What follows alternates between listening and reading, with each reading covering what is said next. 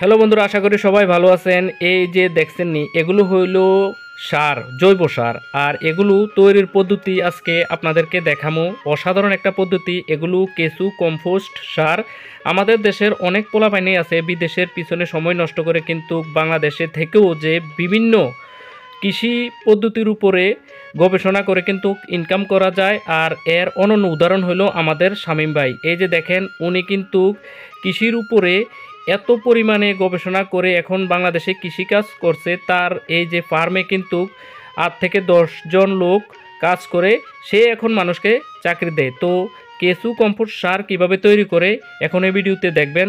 আশা করি সবার ভালো লাগবে। নাম কি এই কেঁচুটার নাম কি? এগুলা কিছু মূলত বাইরে থেকে আই কিছু নামটা এটা বড় হইতো না, মানে এনে গরুর গোবরটা দিচ্ছেন। হ্যাঁ, গরুর গোবরটা দেওয়ার পরে কতদিন এমনি রাখতে হয়? 20 থেকে 25 দিন। ও, তারপরে তারপরে কিটা করবেন? তারপরে এটা এভাবে ঢাকনা তোলার পরে হ্যাঁ হ্যাঁ উপরে যে জুজুরাটা, হ্যাঁ হ্যাঁ, এটা তুলে নিয়ে উপরে। তারপরে এটা কি শুকাইতে হইব? হ্যাঁ, শুকিয়ে দেবো। এটা এই কেঁচু এই যে গোবরটা ইয়া করার পরে তারপরে এনে দিবেন, এই মেশিনে দিবেন। এটা দেওয়ার পরে কেঁচুটা মেশিন দিলে সারটা নিচে চলে যাবো, আর কেঁচুটা এখানে আলাদা চলে যাবে। ও, তারপরে আবার এই কেঁচুটা ওই জায়গা, হ্যাঁ, ওই জায়গা দিয়ে আবার নতুন ভাবে আবার নতুন গোবরে আবার হাউস সেটিং আবার পুরো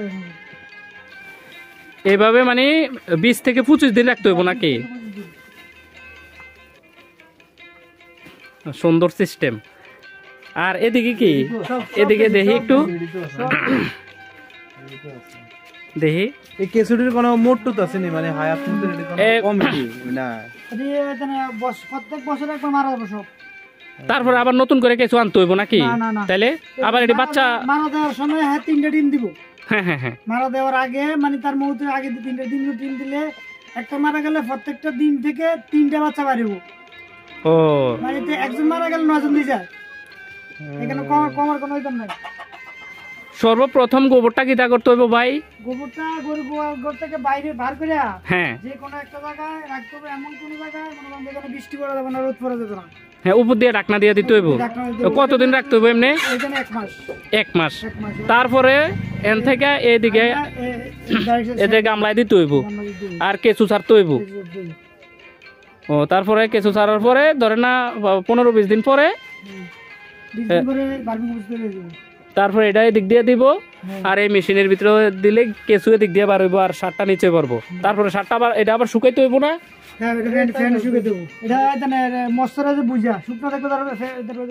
শামীম ভাইয়ের এই যে কৃষি লাইফস্টাইলের জীবনটা আজকে ঘুরে দেখবো। এই যে দেখেন, তার এখানে গরুর ফার্ম আছে, আর এই গোবর দিয়েই সে কেঁচু কম্পোস্ট সার তৈরি করে। এই যে দেখেন, এখানে কিন্তু সার কমপ্লিট হয়ে গেছে।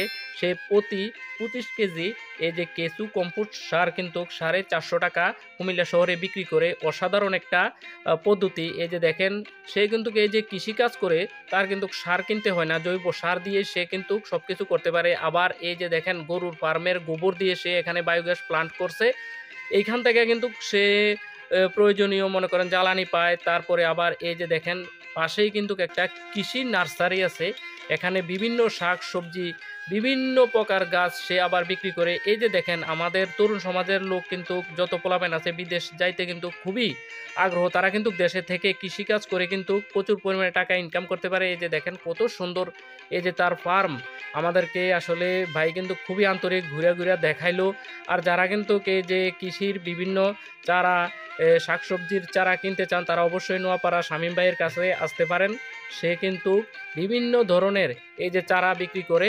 এই যে দেখেন, অসাধারণ একটা মানে তার যে লাইফস্টাইল, কৃষি লাইফস্টাইল আমার কাছে এত ভালো লাগছে কি বলবো। এই যে দেখেন, একটা কৃষি অফিস বলবো, কৃষি একটা অফিস বলবো তার এখানে।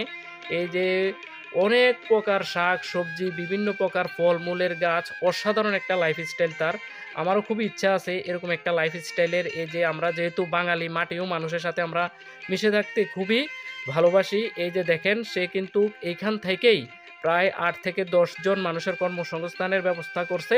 আবার এই যে কুমিল্লা শহরে এই যে কেঁচু কম্পোস্ট সার সে বিক্রি করে তার মানে ইনকাম হয়।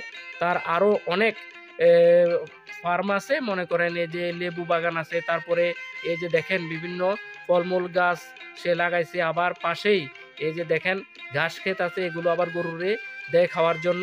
অসাধারণ একটা লাইফ। তরুণ সমাজের প্রতিটা পোলাপানের প্রতি আমার আসলেই একটা মানে উপদেশ থাকবো যে তারা আসলে বিদেশের প্রতি না এগ্রি হইয়া কিন্তু বাংলাদেশেই কৃষিকাজ করে এরকম ফার্ম সিস্টেম করে তারা জীবনযাপন করতে পারে। আর ভিডিওটি ভালো লাগলে লাইক কমেন্ট শেয়ার দিয়ে রাখবেন। পরবর্তী ভিডিও